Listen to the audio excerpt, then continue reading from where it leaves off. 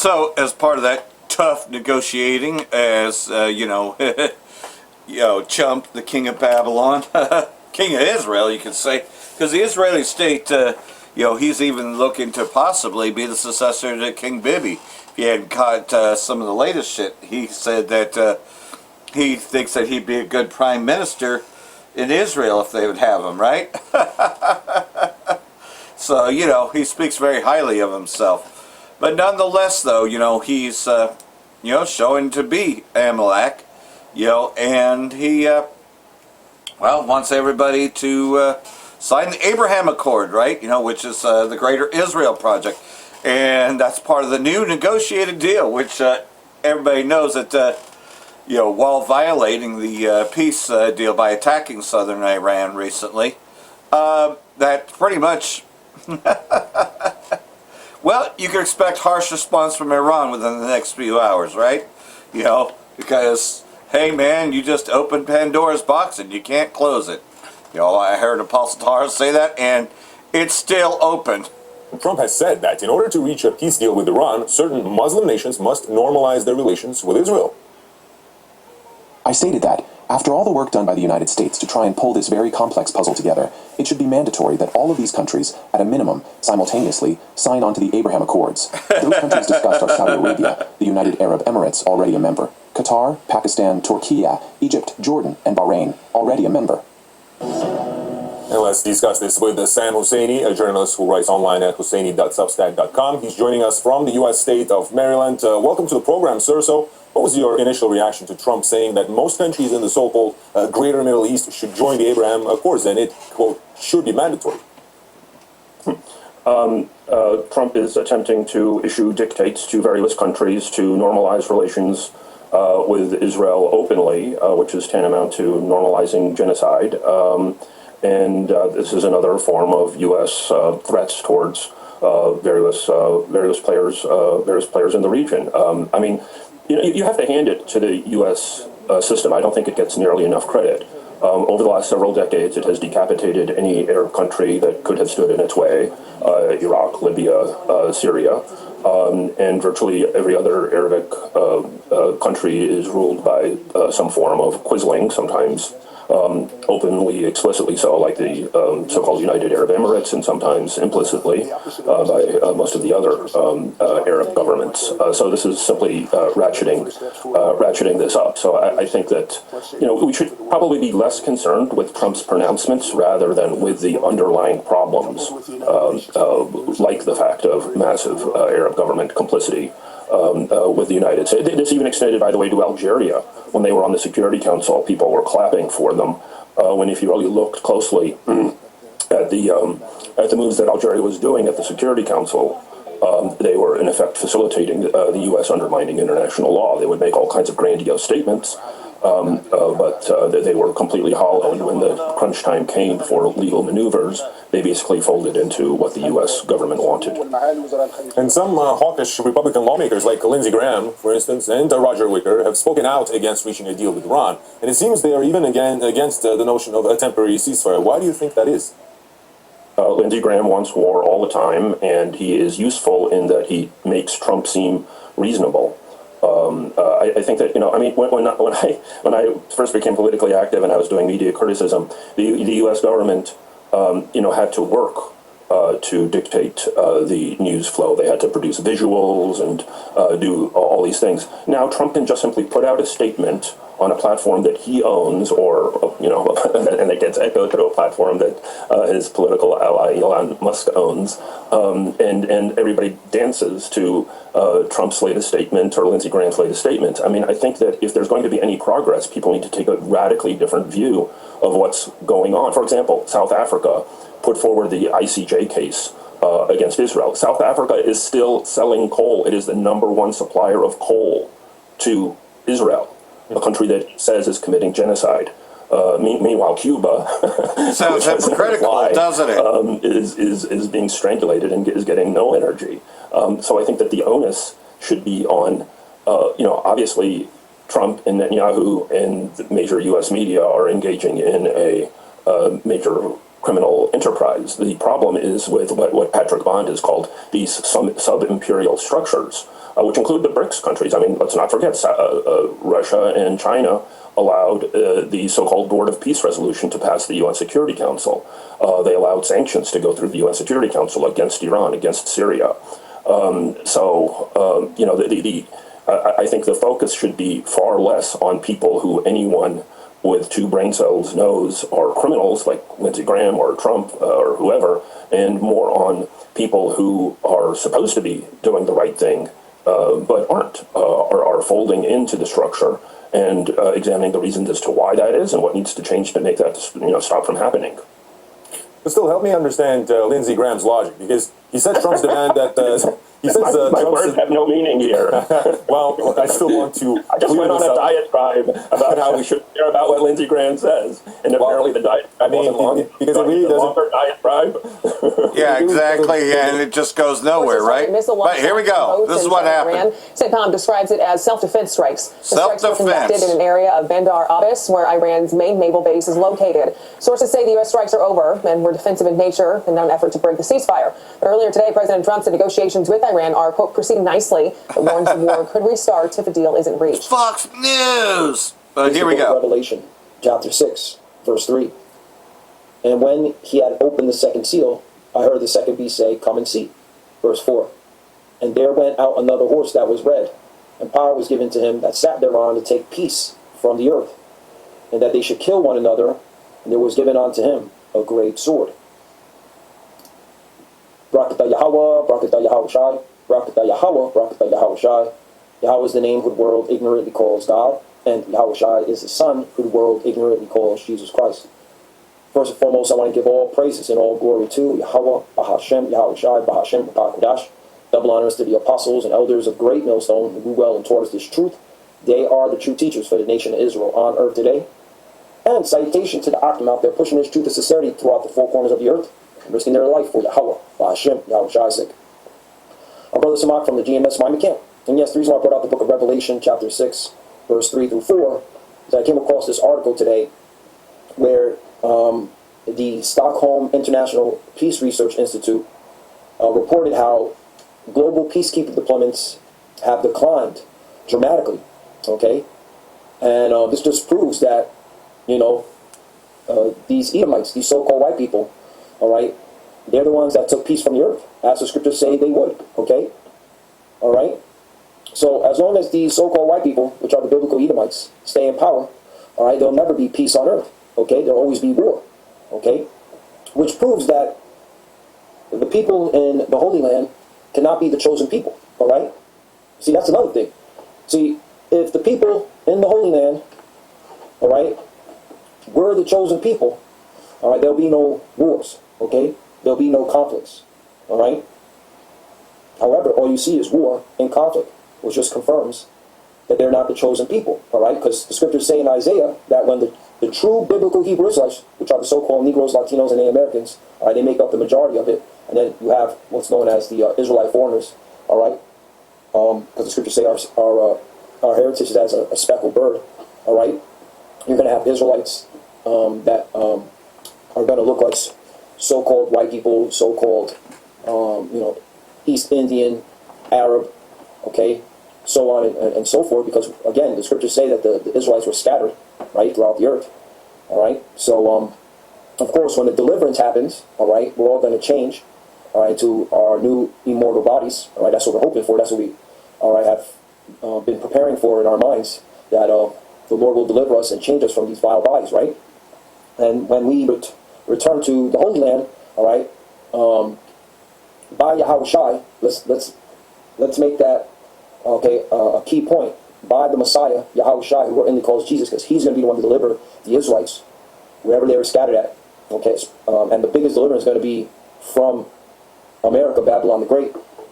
So when this happens, and Yahweh Shai brings the children of Israel, wherever they be scattered at, okay, back to the homeland, all right, then there will be peace on earth, all right? So this is Isaiah chapter 2, verse 1. All right, this is a future prophecy.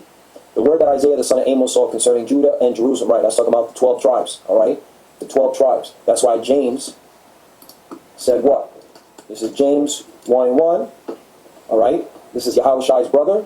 Notice, okay, in the first sentence, you know, now because, you know, and the reason why I'm talking like this is you got these so-called scholars and they're not. They're what's it called? Literally wolves in sheep's clothing, you know, Genesis, right? Talking about these heathens can be saved. No, they can't, all right? Or else why did James write this? This is James chapter 1, verse 1. James, a servant of God and of the Lord Yahweh Shai HaMashiach, to the 12 tribes which are scattered abroad, greeting. Okay? So, did y'all forget this? This is milk scripture. This scripture always stays in my mind, okay, since I found out I was an Israelite, because it makes logical sense, okay? If you want to use these big words, logical sense, right? Because this is a letter. James is writing a letter. This is James, Yahweh's brother, is writing a letter. All right, when you write a letter, you got to address it. Okay, you see how you can clearly see that. All right, these Genesis individuals don't have it. When you write a letter, okay, at the top of the letter, okay, you have to address who you're writing to. Okay, so it's clearly evident that James, okay, is writing to his people, okay, which are the 12 tribes of Israel, not the heathens. And scatter. Let's go to scatter. All right, which is diaspora or diaspora, depending on how you pronounce it. All right, a scattering, a dispersion of Israelites dispersed among foreign nations. That's it. Okay. All right, and that is the breakdown. So now, right now we're scattered in foreign nations, as the prophets say we would. Okay, and we're waiting on Yahweh, and He calls Jesus. All right, to bring us back to the Holy Land. Okay, then there will be peace. Isaiah chapter 2, verse 1. The word that Isaiah the son of Amos saw concerning Judah and Jerusalem. You notice there's no heathens there? I don't see any heathens. I don't see Edom or Ammon or, okay, Moab, okay, or Ishmael in there, too. And it shall come to pass in the last days, are we not in the last days? That the mountains of the Lord's house, mountains represents government, shall be established in the top of the mountains and shall be exalted above the hills, and all nations shall flow onto it. And this is a clue. Okay, not all nations are flowing onto the Holy Land, which proves, okay, those people over there are not the chosen people. Okay, they're imposters. 3, and many people shall go and say, come ye, and let us go up to the mountain. Okay, mountain represents government. That's why, what is it? It's in one of the 4 books of the gospel. Yahweh is titled governor, right? Governor. Okay, hold on. What is it? Is it Matthew 2? The Wadi Yahweh Shai for allowing me to have a memory. Man, that's why I cut back on drinking. I stopped that drinking because, bro, that messes up with your memory. The Wadi Yahweh Shai. Matthew chapter 2, verse 6. And thou, Bethlehem, in the land of Judah, art not the least among the princes of Judah. For out of thee shall come a governor, okay, that shall rule my people Israel. That's it. Okay, Yahweh Shai is that governor. Okay, what does a governor do? Okay, to lead. Okay, to rule. Right, Yahweh Shai is going to be the King of Kings, Lord of Lords. Command, to have authority over. A prince, a regal power. Right. All right. The kingdom of heaven is a regal power. All right. Governor, viceroy, chief, leading as respects and influence, controlling in council, overseers, or leaders of the churches. Use of any kind of leader, chief, commander. Okay, there you go. All right. This is what we're waiting on Yahweh Shai to establish the kingdom of heaven. All right, with His people, which the kingdom of heaven is the Israelites. Okay, that's why it says in the book of John, I believe, where it says, the kingdom of heaven suffered violence. Right, that's the kingdom of heaven, and it got nothing to do with these heathens. That's with the lessons. The kingdom of heaven suffered. Look at that. I brought this out so many times. Suffered. The kingdom of heaven suffered violently. Violently. Oh, come on. Kingdom of heaven suffered. Let me just do suffered. This is clearly evident that they didn't. Matthew. So it's not John, it's Matthew, excuse me. Matthew chapter 11, verse 12. And from the days of John the Baptist until now, the kingdom of heaven suffered violence, and the violent take it by force. Right? So clearly the kingdom of heaven, all right, is talking about the Israelites. Okay? All right? Because who was, all right, committing violence to the Israelites? All right? The Romans, right? At this time. And the Romans are the Edomites. So now we know. They just changed the name in the New Testament. Who the kingdom of heaven is. All right? And Yahweh Shai is going to save His people. All right? To establish the kingdom of heaven for His people, because they are the kingdom of heaven. All right? Isaiah chapter 2, verse 3. And many people shall go and say, Come ye, and let us go up to the mountain of the Lord, to the house of the God of Jacob, and he will teach us of his ways, and we will walk in his paths. For out of Zion shall go forth the law, because Yahushua is the governor. He's going to, set up Bring forth the law. And the word of the Lord from Jerusalem. Now, is that happening now? No. 4. And he shall judge among the nations, and shall rebuke many people, you see? All right? And they shall beat their swords into plowshares, and their spears into pruning hooks, and nation shall not lift up sword against nation, neither shall they learn war anymore. Is that happening now? No. Okay? And by looking at this article, it confirms. All right? The UN peacekeepers are supposed to stop conflicts. Okay? Keep the peace, right? That's what they're... Keep the peace, especially when it comes to the civilians. All right? There's a big decline, which goes to show you that, all right, it's going to take Yahushua, who what he calls Jesus, all right, to bring the peace, all right, on earth, after he judges, okay? And these Edomites, these so-called people, they have to be removed from power, okay? They have to be removed from power. They're going to be, all right? So, yeah, let me also bring this out, and I'll close out. 2nd Esdras chapter 9, verse 1. He answered me then and said, Measure thou the time diligently in itself, and when thou seest the part of the signs pass, which I've told thee before, right? When you see articles like this, you're supposed to measure the time, like, yo, okay, the prophecies are speaking, all right? Prophecies being fulfilled, okay?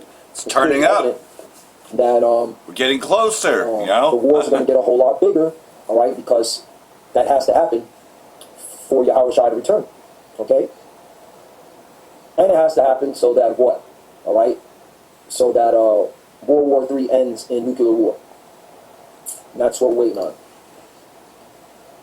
2. Then shalt thou understand that it is the very same time when the highest will begin to visit the world which he made.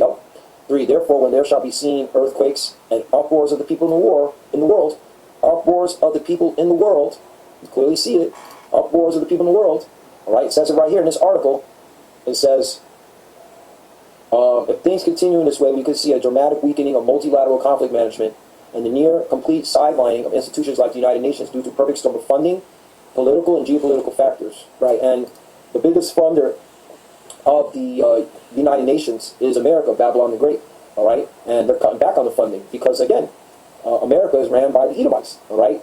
And they thrive off of war, not off peace, all right? These so-called white people, they love war. They need war to keep their economies going. The result is likely to be more conflicts with even greater impacts on civilians, right? And civilians always die in war, okay? They always get the brunt end of the stick, okay? So, yeah, that proves that. Hey, uproars of the people, okay? That's what you're seeing. And, of course, earthquakes. There's earthquakes everywhere. Let's just... Earthquake, right? Just put that in there. May 23rd, earthquake in Hawaii. May 25th, earthquake in Chile. May 23rd, Southeast Indian Ridge, Alaska. There you go. Okay? Indonesia. Japan. Los Agojés, Peru. So there you go. Okay? Earthquakes. So the prophecies are speaking.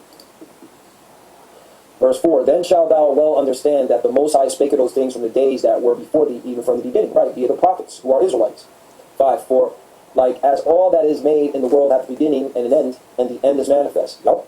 6, Even so the times also of the highest have plain beginnings and wonder and powerful works, and endings and effects and signs. 7, And everyone that shall be saved, and the only ones that can be saved are Israelites, okay, of the elect, and shall be able to escape by his works, right? So you've got to be, all right, pushing his word out, all right? You've got to be serving the Lord in truth. Now, of course, not everybody is a prophet.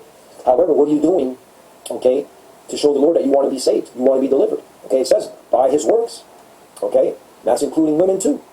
And by faith. So faith, okay? Faith plays a major part in salvation. Not the law, not the commandments, okay? IUIC, whereby ye have believed. Hey, whereby ye have believed, right? All right, because all this starts with belief. 8, Shall be preserved from the said perils, and shall see my salvation in my land. Right, shall be preserved from the said perils. So perils is coming. It's not going to get better. It's only going to get worse. And shall see my salvation in my land. All right, salvation in my land. Right. The Holy Land, where the rats are dwelling at right now, and within my borders. For I've sanctified, meaning holy, sanctified them for me from the beginning. Right, because at the end of the day, this is all predestinated. This was all predestinated, okay? That's why when the scriptures talk about foreknew, you know, all right, meaning predestinated from the beginning. So you can't make yourself an elect. The Lord has to make you an elect, all right? That's why you're supposed to fear the Lord, all right? Because we don't know if we're part elect until we're up in the chariot. However, we have hope, all right? And hope goes to our expectation. If we continue to do what we're doing, pushing the word, being honest, in truth and sincerity, with integrity, by pushing this word, right, how we treat our fellow brothers, okay, in this truth, okay, then salvation will be to you when the time comes from Yahweh B'Shem Yahushai. All right, because those are the requirements. So, yeah, Lord willing, this was edifying. You know, just lessons within lessons, like the apostle elders always say. But yeah, this proves that peace was taken from the earth by the Edomites, these so-called white people. And there will be no peace until they're removed.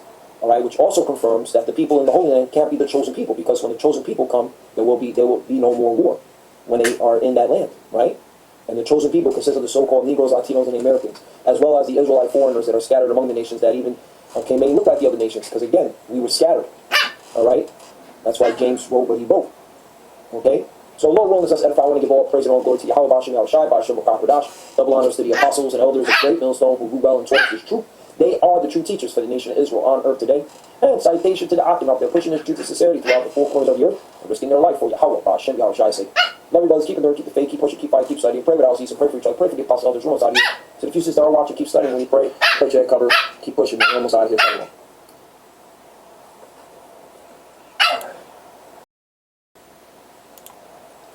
So, it's very plain. It's clear to us who the Edomites are, and that the name Edom was changed by the time you get to the New Testament. And so, you're in the second rulership of Esau Edom, ruled by, Esau as Babylon the Great, and the king of Babylon himself, who, again, wants to be the new prime minister for the Israeli state, showing you where his interests are. Straight out the gate, he already said he does not care about anyone else. He doesn't think about anyone else, just that Iran cannot have a nuclear weapon, the same pretext for a war, which he's already committing offenses, while pretending to negotiate a peace deal, at the same time making war, because that's what he does. That's all he knows. U.S. launches self-defense strikes near Hormuz, killing several Iranian personnel. Iran war continues amid peace negotiations. So, U.S. military carried out self-defense strikes on Monday in southern Lebanon against targets including boats attempting to lay mines and missile launch sites, U.S. Central Command said. Like everything else, so we'll just see there. Iran has reportedly lifted its nationwide internet ban after 90 days. Well, we know that that's not even true. Israeli state dramatically ramps up war and bombing against Lebanon, citing Hezbollah drones on its territory. Al-Liba claims that Tehran is ready to transfer highly enriched uranium to China. I don't remember that. But then you got this one. This is a big one. Trump urges all countries to join post-deal Abraham Accords, including Iran. So, like everything else, so we know that that'll never happen. Again, U.S. military says it bombed southern Iran. In a statement to CNN, CENTCOM spokesman framed the attack on Iran as self-defense, even though the strikes come as the U.S. is enforcing a blockade against the country as part of the same war of aggression the U.S. and Israeli state launched against Iran on the 28th of February. So, again, claiming it was self-defense. U.S. violates truce, bombs Iranian port amid claims peace deal possible within days. CENTCOM says it attacked IRGC boats and missile strikes near the strait in so-called self-defense strikes. So we'll play some of this. Yeah, I can tell that's self-defense, all right. But what's he here to do? To take peace from the earth. Well, claiming to be the man of peace, but he's really, war has always been in his heart. Futures rise. U.S. stocks set for a new record as hopes for Iran peace deal persist despite the bombing. This is talking about your investors. U.S. futures are higher again, led by tech and small caps as of 0730.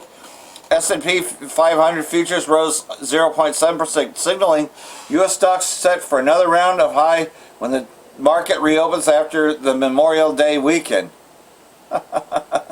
So like everything else though, it's a false hope, but little boost there, right?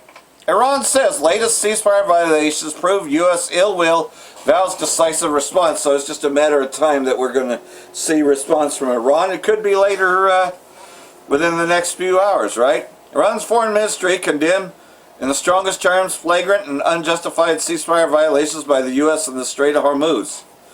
Perception of these aggressive actions coinciding with the ongoing diplomatic process mediated by Pakistan has once again laid bare the ill will and the bad faith of the U.S. ruling establishment before the Iranian nation, the people of the region, and the international community.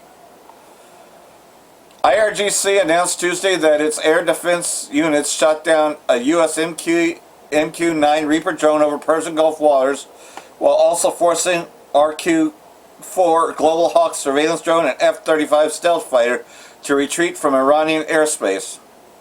It said the approach is based upon deep suspicion towards American regime rooted in profound understanding of the malicious and criminal nature towards the Iranian people. Without a doubt, the Islamic Republic of Iran will not leave any act of aggression unanswered and will not hesitate in the slightest in defending the essence of Iran, statement warned. So, like everything else though, just expect response. Iran decries U.S. ceasefire violation overnight port raid, insists on $12 billion fund released to advance talks. IRGC military shot down MQ-9 drone, as I read. U.S. will no longer have a safe haven for mischief and establishment of military bases in the region. Tehran is demanding $12 billion released now and $12 billion after MOU. 30 days run out to open Hormuz, so that's part of the negotiations. So, like everything else though, you know, we're going to see more. Trump calls for mandatory adherence to Abraham Accords in Iran ceasefire talks. U.S. President Trump on Monday threw a new wrench into any deal to end the war against Iran, saying that Saudi Arabia and other Muslim majority nations must normalize ties with the Israeli state as part of efforts of Greater Israel. That's what it is. Israeli state on Monday escalated its attacks against Iran or Lebanon, with Israeli Prime Minister saying that he had ordered the military to crush Hezbollah. Iran has been adamant that any agreement to end the war include Lebanon. So the war is on. Why even talk about a peace deal, right? But they're still trying to give you the illusion of it. IRGC downs U.S. MQ-9 Reaper drone over Persian Gulf, warns against truce violations once again, you know. So, is the Israeli state collapsing a U.S.-Iran deal over Lebanon? Israeli assault against Lebanon risks Tehran to choose between sanctions relief and standing by its allies, potentially collapsing a deal before it's signed. So, like everything else, yeah, I'd say that it's a no-go. Recent days, Donald Trump has been conflicting messages about whether any progress has been made on the emerging deal with Iran, even as mediators suggest they are near to reaching an understanding. But then you see the Israeli state doing what it wants to, and the U.S. doing what it wants to. Ain't no fucking negotiations going on. King Bibi orders Israeli military to intensify Lebanon attacks. Escalation could further complicate indirect talks between the U.S. and Iran. You know, well, I'd say that it's over and the war is on. It's just a matter of time until they say that it is. Then, of course, you know, there is one more video here before I close this out.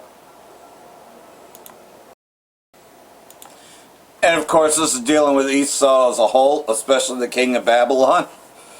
Habakkuk chapter 2, verse 4. Look at the proud one, his soul is not right within him. But the righteous will live by his faith in the true power. You know, like everything else, we strive towards righteousness while everyone else strives towards wickedness, you know, that doesn't want to repent. doesn't want the salvation that's promised to the Israelites. Yeah, 2/3 of our people still choose to be with Esau, to be one with Esau. And we'll get marked with Esau because all Edomites, both small and great, rich and poor, free and bond, will receive a mark. So that means that 2/3 of our people will also receive that mark, which is an implantable chip. They're going to all be chipped very soon, receiving that final mark. So like everything else though, they're going to be judged right along with them. Moreover, wine is treacherous and betrays the arrogant man. That is desire, as in, power and money. His appetite is like Sheol, and he is like death, never satisfied. He gathers to himself all nations and collects to himself all people as if he owned them. Is that not what he's saying? He's going to take ownership of Cuba. He wants everybody signed the Abraham Accords to control the Mideast, to control West Asia, to just pretty much surrender to him. Yeah, well, like everything else though, we're at a time that he's coming to an end. Verse 3, for the vision is yet for the appointed future time. It hurries towards the goal of fulfillment. It will not fail, even though it delays. Wait patiently for it, because it will certainly come. It will not delay. The MOTB, the implantable chip, will be mandated. And it's just a matter of time within all this. And of course, World War III, well, it really never stopped. World War III has been here for quite a while. Just because you got so-called ceasefires going, got to remember, by peace you shall destroy many. You got to also remember, for when they shall say peace and safety, then come the sudden destruction. The sudden destruction will come like a thief. Just when they get the New World Order together and they got most of the people chipped, all hell will break loose, and in the midst of everything, World War III will break out. Yahushua and the angels will return together as elect. We pray we're part of that elect and destroy this place. That destroying wind is coming. Now on to another subject, and like everything else though, demons plague people. And there is a such thing as mental illness, and a brother has broken this all down. So, like everything else though, no, you don't take more drugs to block mental illness. No. You pray to Yahweh Shai if you're a member of the elect. If you're an Israelite, you first got to repent before you can become a member of the elect, obviously. But you can pray to Yahweh Shai. You can pray to Yahweh Shai, through Yahweh Shai. But pretty much, though, that's the only way you're going to actually defeat mental illness. And mental illness is just quite simply an unbalanced. People are unbalanced, and demons plague people that are unbalanced. So, like everything else, though, that's because their trust is in this world. And who runs this world? Satan, Esau. So that's where the mental illness is coming from. You got the source and all that, because they're consumed by Esau, Edom, and they're plagued. So, this is a little breakdown on how to, deal with mental illness, because we get plagued. We get plagued by the things of Esau, Edom, and all the wickedness. But there is a way around it, and we have the source. So we should tap into the resources that we have, while everybody else is going to go take more drugs, causing more problems. And at the end of the day, though, they're going to probably end up committing suicide anyways. So, Shalom, Brakat the Yahweh, Brakat the Yahweh Shai, Ba'ashem Rakakadash, Wa Abab the Ball, Brakatam Jehovah Olek. Or, if they don't commit suicide, they'll just keep taking drugs forever and ever, never finding a cure, right? Shalom.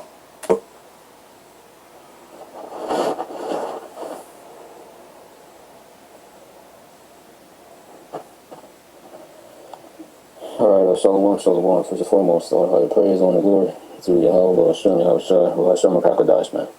The honors to the elders, the honors to the apostles, preaching and teaching us this word of truth, and with sincerity, as always, bro. And without any further ado, I'm just going to get into this lesson here, man.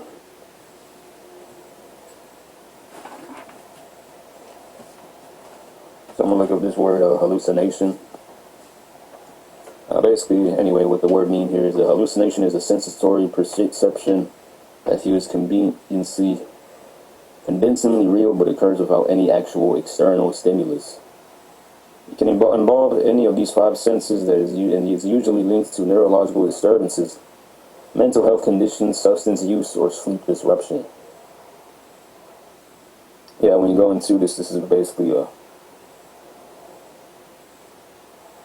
going into autistic people.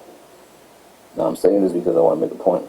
Going into how certain, really a lot of people, biblical figures in the scriptures, had this condition within them. They had autism. They were autistic. Or had autism. Autism and schizophrenia, bro. Just going into what I just heard the brother saying too as well. You get agitated in this truth. Really, this falls right in line with all the prophets, really.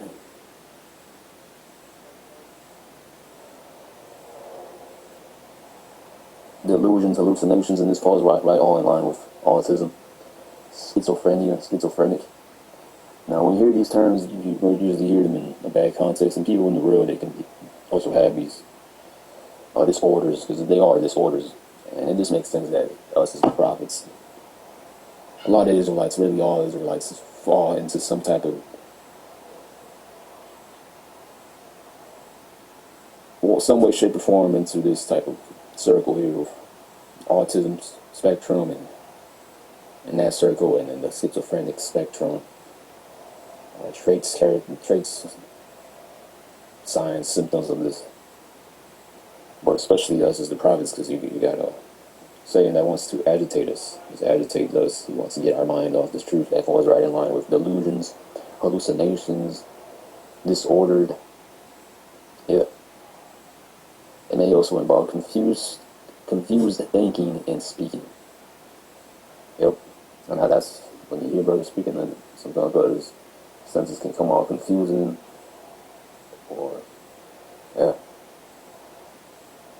This falls right in line with schizophrenia. It says, when you go into it, it says, the symptoms of schizophrenia generally fall into three main categories: psychotic, negative, and cognitive. Psychotic in a positive or negative way, and cognitive. In the psychiatric, positive symptoms of psychosis do not mean good or pleasant. Instead, the term refers to abnormal thoughts, perceptions, or behaviors that are added onto a person's typical state. So this is just going into demonic attacks, essentially, man. Because that's what I noticed with mental illnesses, like depression and stuff like that. I mean, it's part of the flesh, too. Because the flesh is weak, this body is weak. Our spirit is strong, though. And I'm going to play this clip going into this guy explaining how, basically, even though you have these disorders, now the people of the world, man, they're ultimately fucked. The Lord can have mercy on them. I mean, they're not going to have as much mercy as the elect are, because they're bastards, but, and then it don't matter. But this guy in this clip, he's going to go into it how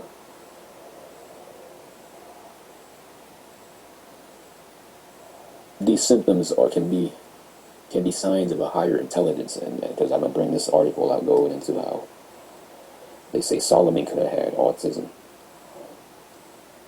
But yeah, it says abnormal thoughts. That sounds like demonic attacks when demons put thoughts in you, perceptions, or behaviors that are added on to a person's typical state. They represent a temporary or prolonged loss of contact with reality and are highly treatable. And this goes right along with fasting too. When you fast, you hallucinate too. Especially if you fast for a certain amount of time, you will hallucinate your body. And it's a science to it, because your body is killing old cells, damaged cells, repairing them up. When it happens and your body's in a state of, I forgot what they call it. When you're fasting and your body goes into some type of state, forgot what they call it. You can have false thoughts and. Oh, I know catatonic is one of them. Whatever. It's a form of hallucination, which goes into schizophrenia. Okay, here I got this. 5 reasons why this from this article here, on this website here. The title of it is 5 reasons why I believe King Solomon was on the autism spectrum. So they got the scripture, 1 Kings 4:31-34. His fame spread to all the surrounding nations. He composed 3,000 proverbs and 1,000 songs. He could discuss trees from the cedar in Lebanon to the hyssop growing out of the wall. He could discuss wild animals, poultry, reptiles, and fish. People from all nations came to hear the wisdom of Solomon, including kings from all over the earth who had heard of his wisdom.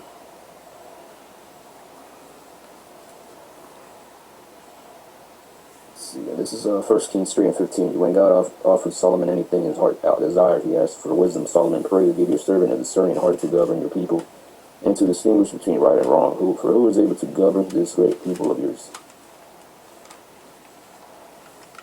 Alright, they say this one reason Solomon, this guy says Solomon could have had autism. It's just parents' age difference. And I believe personally he did. That's what I'm going to just guess speaking as a man. Once again, man, schizophrenia, all the prophets were schizophrenic as well. When you go into, I'll go with this.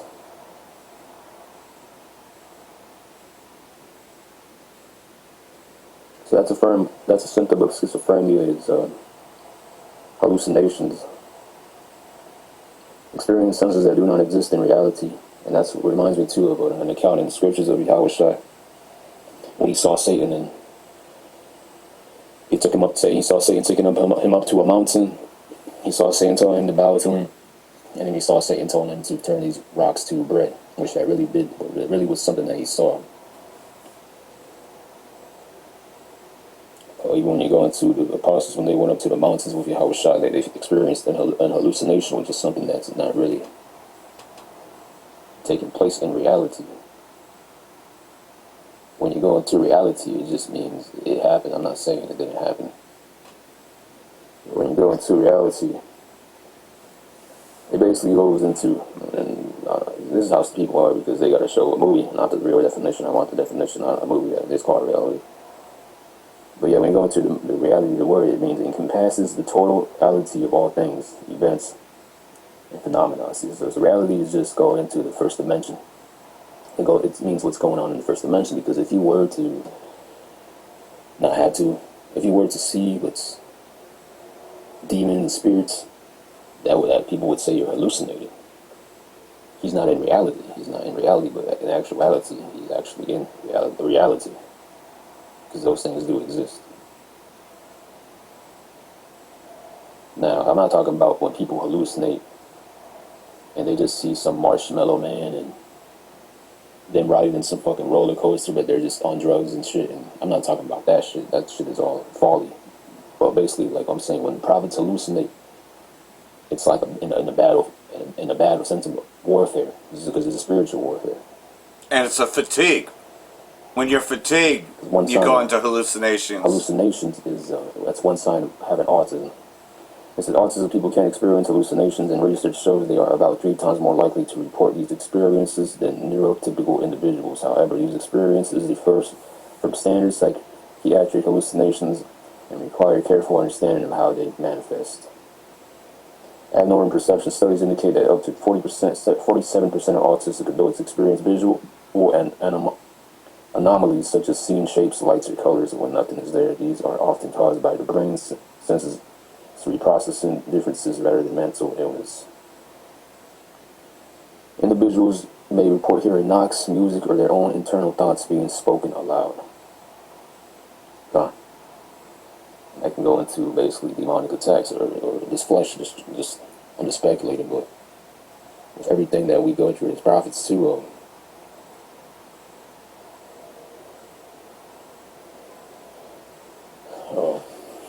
you never know. I mean, this body is weak too, and these can be side effects from how the body has to fight, how the body's trying to process all these things, and the body's trying to process all of these things. So because you're going through all this shit for the body to process all these things, it may just put you in a state of autism, where you feel these symptoms within your mind, your body, your soul. Because when you go into, so I look at this, autistic individuals are about 3 times more likely to experience hallucinations.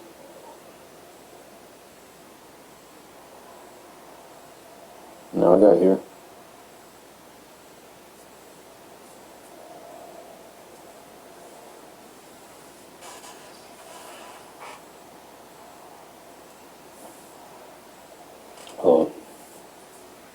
under dual autistic have hallucinations. It's that stress and isolation, social isolation, bullying, and systematic discrimination are linked to a higher rate of these hallucinatory or paranoid feelings.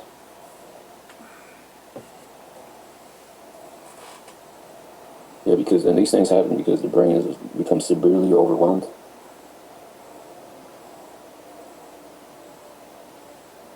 I'm going to Elijah, which reminds me of Elijah here. It's 1 Kings 18:22. Then Elijah said to them, I am the only one of the Lord's prophets left, but Baal has 450 prophets. And then let's see, then Elijah said to them, I am the only prophet of the Lord who is left. 1 Kings 18:22. So going into that. Now, you can argue basically that Elijah was just trying to run away to be safety, but I would argue too, and I believe that speaking as a man, that he was in social isolation because of bullying and systematic discrimination, which are also linked to a higher rate of hallucinatory or paranoid feelings. So he was schizophrenic. That would be called schizophrenic and paranoid too. And like everything else, though, you know, the world has been against us because we're not for this world, right? And even in my earlier days, I was diagnosed with that. It was a misdiagnosis because what I said was taken out of context. But nonetheless, though, I've been disconnected from the world for a long time. And if you are a prophet of the Most High, you're disconnected from this world. So therefore, you will be labeled schizophrenic. You will be labeled incoherent. You'll be labeled lots of things. So just be prepared, though, that, another way they'll charge us is with mental illness. So I'm going to continue this tomorrow, and or at least the next lesson when I get back here. And I'm going to get into this some more. So hopefully this has been edifying. For that, I want to say Brakah the Yahweh, Brakah the Yahweh Shai, Ba'ashem Rakakadash, Wa Abba Babal. Brakathum, Jehovah Elect, Shalom.